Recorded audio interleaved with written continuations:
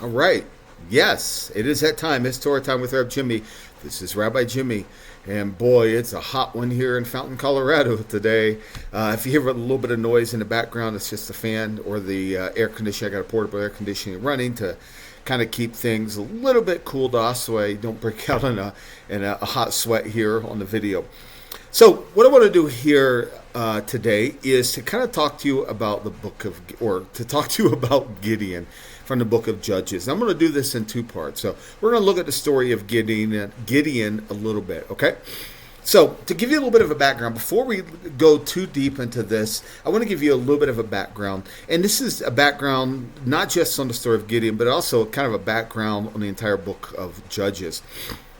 What we find is that the first four judges of Israel were seen to have the highest of character and the highest of faith. They represent Israel really just the first couple of generations after Joshua's death. The people of Israel were settling in the land. They were still settling in the land. It took a lot of work. It didn't happen overnight. It took a lot of work to settle the land, to build the cities, to build farming communities, to build shepherding communities. It took a lot of work, okay? But what we find is that what Moses and Joshua warned took place.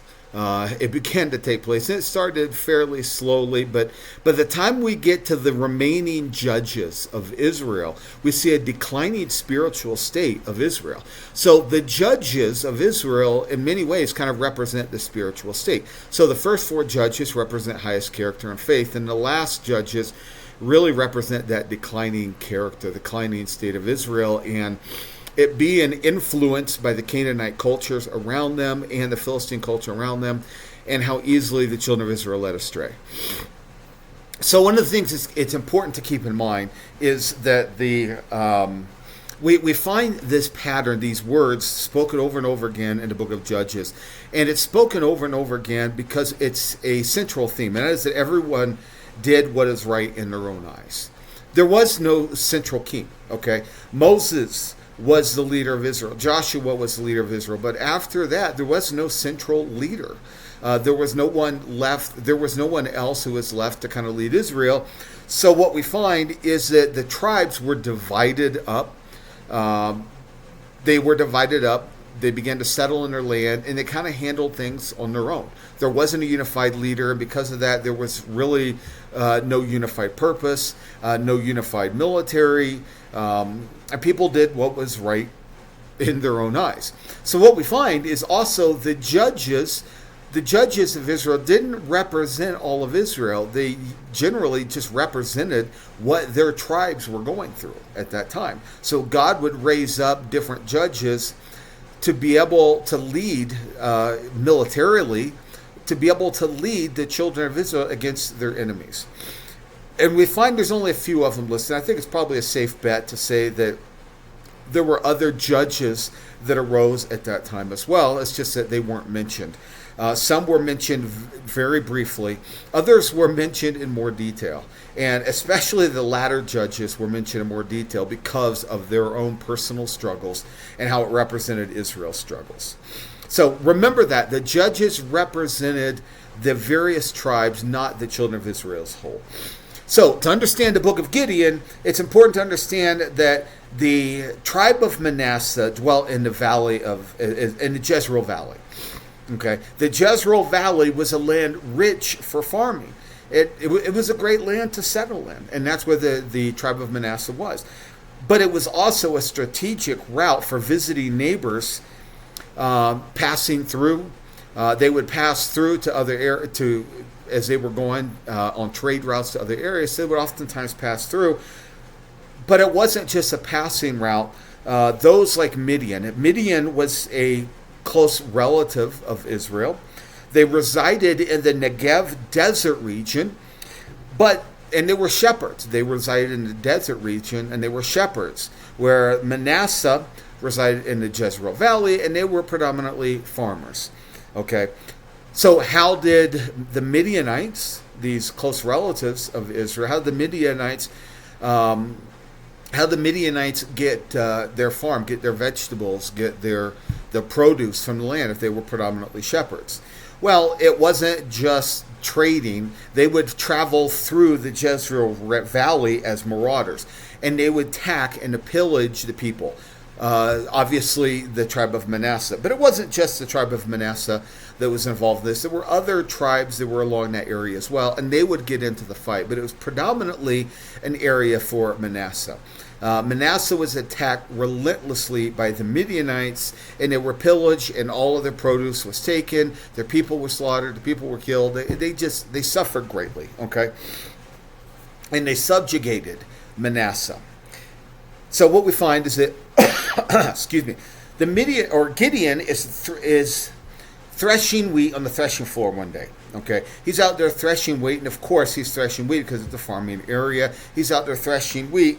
And it says, and he's crying out to God. He's wondering, what is going on here? Why have you abandoned us? Why have you abandoned the tribe of Manasseh to suffer so much at the Gideonites? And then it says an angel of God appeared to him. Actually, it says the angel of the Lord appeared to him. And this is one of those cases that we find throughout the Tanakh, where an angel of the Lord appeared. And the angel of the Lord is not just an irregular angel. This angel of the Lord, it's a study for another time, but the angel of the Lord is a physical manifestation of the one true God. We find that a number of times, and one of the most prominent examples is Moses at the burning bush. It says that he spoke to the angel of the Lord who appeared before him at the burning bush. And this angel spoke with the very voice of God, with the very authority of God. He was God. He was not the totality of God, but yet he was God manifest in human form. So we find the same angel of the Lord appears to Gideon. And again, Gideon questions why Israel is suffering so much at the hand of the Midianites. So that God tells Gideon, through the angel, God tells Gideon, instead of answering him why, okay, he tells him that he is going to use him as an instrument for deliverance. You are going to be the one, Gideon, that I am going to use as an instrument. So just like Moses before him, Gideon questions, why are you choosing me? Why not choose somebody else? Isn't there other people who can do this?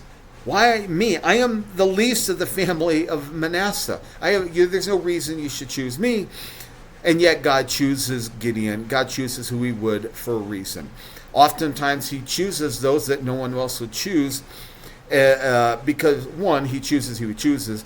But two, I think oftentimes he reveals his authority, his power, his kindness through his deliverance by those that no one would suspect could be able to deliver him, so that they would not be able to question. This came clearly from God. This was not from Gideon, but this was from God.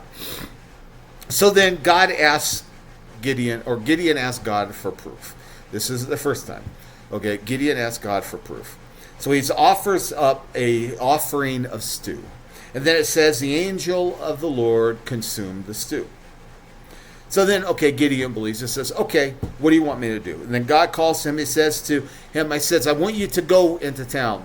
And I want you to go take down the altar of Baal. The altar of Baal is his father's altar. This wasn't his altar. This wasn't an altar of God. This was his father's altar. He says, I want you to take down this altar. And then I want you to take down the sacred tree. This sacred tree, and I want you to tear it down, and then I want you to use it, and I want you to build an altar to the one true God. So what this is telling us is that by this time, the children of Manasseh, the tribe of Manasseh, has already been led pretty far astray into idolatry. They have led astray. They have followed the pagan cultures. They have followed the Canaanite and the Philistine cultures, and they have begun to adopt their gods and worship their gods. And that also included Gideon, okay?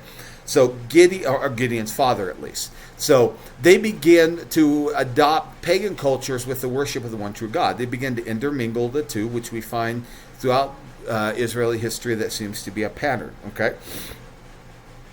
So he says, I want you to take this tree down. I want you to build an altar of God. Gideon is obedient, but he is obedient only under the cover of darkness. He doesn't really want to do it in daylight because he knows what's going to happen. He knows how attached the people are to these altars and how far astray they've gone. So he does it under the cover of darkness in hopes of not being seen, but it doesn't work. Okay. The people find out. The people find out, and they want to put him to death. They sought to kill Gideon. Okay, again, this should tell you how far off that they have gone. When Gideon goes in and takes down their pagan altar to Baal, and he takes down their sacred tree, and he builds an altar to the one true God, the people are so upset that they want to stone him to death. They want to kill him.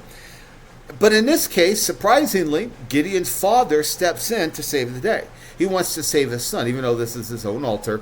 Okay, he steps in to save his son. So he offers then a challenge. He uses a little bit of wisdom here. And he offers a challenge to the people. He says, if Baal is God, then let Baal defend himself. Why do you need to defend Baal? If Baal is God, let him defend himself. And of course, guess what happens? Nothing. Nothing happens.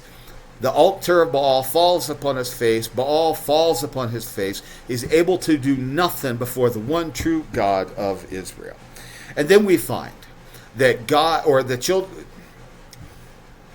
we find that Gideon's name is changed to Yerubbaal. Instead of Gideon, it's changed to Yerubbaal, which means one who challenges Baal. So in the next lesson, we're going to jump over to the next lesson here soon. And in the next lesson, we're going to find out exactly what happens when Gideon leads the tribe of Manasseh, and also a couple of other tribes as well, against the Midianites. Will God deliver? Is he able to deliver? Stay tuned soon. We'll find out. Ciao for now. And where is my cursor? There we go. Ciao for now. Bye.